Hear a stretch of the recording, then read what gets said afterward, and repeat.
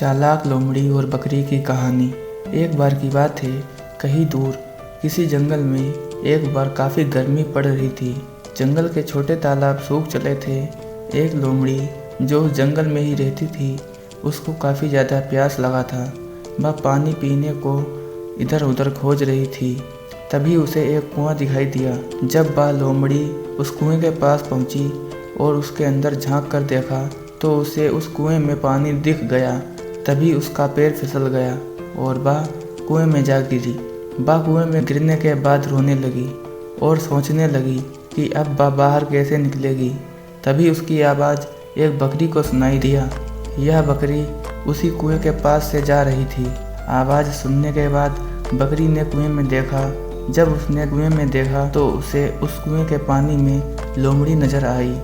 बकरी ने कहा, लोमड़ी बहन, तुम इस कुएं में क्या कर रही हो? इस पर लोमड़ी के दिमाग में एक योजना बना।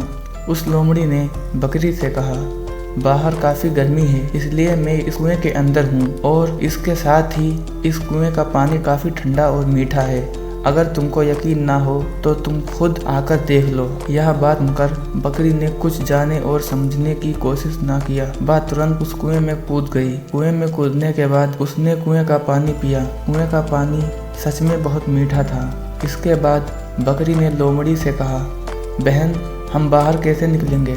इस पर लोमड़ी ने कहा, पहले तुम मुझे सहारा दे दो ताकि मैं बाहर निकल जाऊं, फिर मैं तुम्हें बाहर निकाल लूंगी। इस बात पर बकरी तैयार हो गई। इस तरह से वह चालाक लोमड़ी उस कुएं से बाहर आ गई। बकरी ने आवाज़ दिया, बहन, मुझे भी बाहर निकालो। इस पर लोमड़ी ने कहा, मैं तुम्हें बाहर कैसे निकालूं? तुम्हें कुएं के अंदर जाने से पहले यह सोचना चाहिए था।